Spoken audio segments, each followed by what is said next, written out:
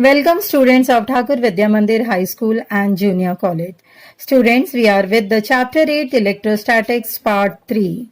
In last two parts, we had studied about the electric field, electric intensity and electric potentials, that is a zero potential. Part 3 would be dealing with the electrostatic potential felt at the 2-point charges, and we would study about the dielectrics, which are polar and non-polar in nature. Let's go through this slide. You could see that the electric potential is being divided into 4 different categories. First is the point or the charges which is having potential energy of 2-point charges, followed by the potential energy felt at the n-point charges, where the point charges would be n in number. Let us talk about the third instance, that is the potential energy in the single point charges in an external electric field. And the fourth example which we would be citing about would be the potential energy of 2-point charges again felt in an external electrical field. Let us go through the first example.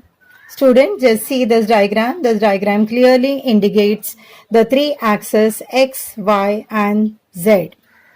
The two charges, which are Q1 and Q2, are placed at the positions A and B. And if I try to measure out the distance, it is given by the vector radius, that is R12.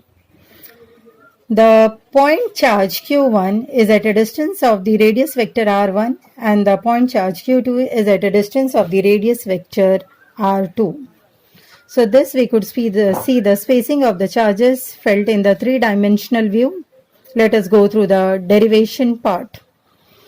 For going through the derivation part, we will be considering 2-point charges as I have shown you in the diagram, Q1 and Q2 at the respective positions A and B. The distance of A and B was given by the radius vector R12. Now the charge Q1 is at the radius vector R1 and Q2 is at the radius vector R2. If I try to find out the charge that is producing a potential in the space, it is given by capital V, which would be represented by the formula V equals 1 upon 4 pi epsilon naught multiplied by the ratio of the charge Q1 by Q2. When we bring the charges Qz as seen in the diagram coming on from the third dimensional, that is the Z axis, if your charge is pulled from Qz, that is infinity, and brought to a position at B, the work done is given by the potential at B multiplied by the charge Q2. So this forms a formula, and the total work which is done in bringing the two charges is given by the potential energy represented by capital U, which is again given by the formula 1 upon 4 pi epsilon naught multiplied by the product of the charge Q1 and Q2 divided by the ratio of the radius vector R12, which is the distance between the 2-point charges placed at the position A and B. Okay students, let's go through the 3 more examples of the potential energy at different conditions. The second example over here is the potential energy at n-point charges. Let's talk about the work which is done is represented by the formula 1 upon 4 pi epsilon naught. Within the bracket you could see the charges multiplied, that is Q1 Q4 divided by R14 plus Q2 Q4 divided by R24 plus Q3 Q4 divided by R34, where R are the radius vector representing the distance between the two respective charges. Let us go on to the final formula of the potential energy represented by capital U is given by the formula 1 upon 4 pi epsilon naught Qj multiplied by Qk divided by Rjk, where R is the radius vector between the charges at the points J and K. The third example is the potential energy of a single charge in an external field. In this case, students, we assume the external field is not affected by the charge. Therefore, the potential energy of a system in the single charge Q in an external field is given by PE is equal to Q multiplied by capital V multiplied by R. Let us move on to the fourth example of the potential energy of the two charges in an external field. In this condition, students, when I bring the charge from the position Q2 to R2, The work is done not only against the external field but also against the field due to the earlier charge which was present at Q1. Therefore, the total work is again a sum of Q1 capital V multiplied by R1 plus Q2 multiplied by capital V multiplied by R2 plus Q1 multiplied by Q2 divided by the ratio of 4 pi epsilon naught R1 and 2, where R12 is the radius vector between the charges Q1 and Q2. So far we have completed all the examples of the potential energy of a system considering the 2-point charges. Let us move on to a new concept of conductors and insulators. See the students, conductors indicate the substances which are highly capable of flow of electrons across them. That is why they are good conductors of heat and electricity. The most important feature of a conductor is that the net electrostatic field which is applied in conductor is zero, and the electric field is perpendicular to the surface of the conductor. If I talk about the insulators are the substances which do not allow the flow of the charges across it, that is the flow of electrons. So the first feature indicates that no free charges since the electrons are bound to the nucleus. That means there is no movement of charges. Second, it states that it is a collection of the molecules that are not easily ionized. The next concept is related to the free charges and the bound charges. Students, when I talk about the free charges, I will be talking about the electron drift.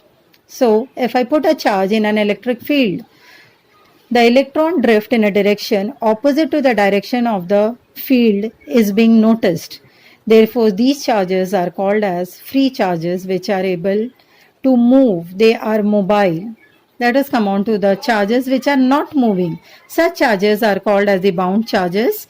The nucleus, which consists of the positive ions and the electrons of the inner shells, they remain held in fixed positions. That means they are glued. They are stuck up. They are not able to move. These immobile charges are said to be bound charges. The last concept of this part 3 of electrostatics chapter is dielectrics. Students, let us understand what you mean by dielectrics. Dielectrics are non-conducting substances and they are being divided into polar dielectrics and non-polar dielectrics. Students, the diagram which is seen out here shows you polar dielectrics, which is showing the center of the mass of the protons which do not coincide with the center of the mass of the electrons.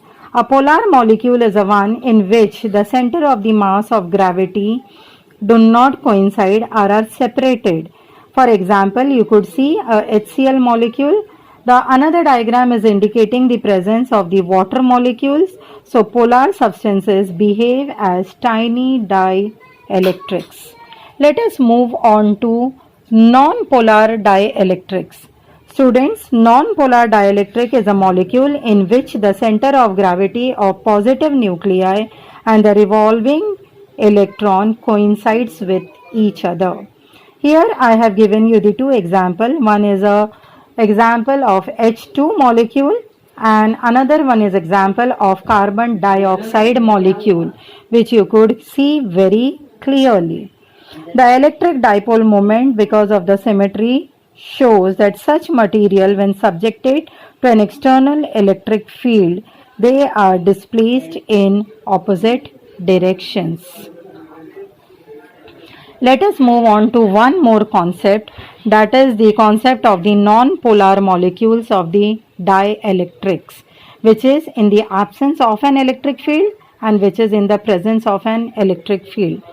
Students, let me talk about the first example, that is in the absence of the electric field. The different tiny dipoles are randomly oriented in the absence of the electric field. As you could see in the diagram, it carries both the charges, that is a positive and a negative charge, which is evident from the diagram. Therefore, when a substance with a polar molecule is subjected to an external electric field, the tiny electric dipoles get aligned in the direction of the field. Let us talk about the polar molecules which are in the presence of the electric field. So from the diagram itself, you could see that these molecules are showing two different charges, that is a positive charge and a negative charge.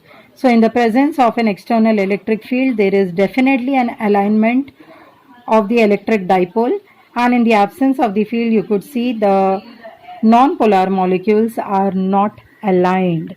With this, we come on to the completion of the concepts of the dielectrics and the polarization part. Students, let us move on to the assignments. The assignments indicate over here. Derive the relation between the potential energy formula and different mentioned conditions. Explain the different topics such as conductors, insulators, free charges, and bound charges. Explain with the diagrams dielectrics and non-polar dielectrics. As usual, you are going to refer the reference textbook as mentioned out here with the link. Thank you, students.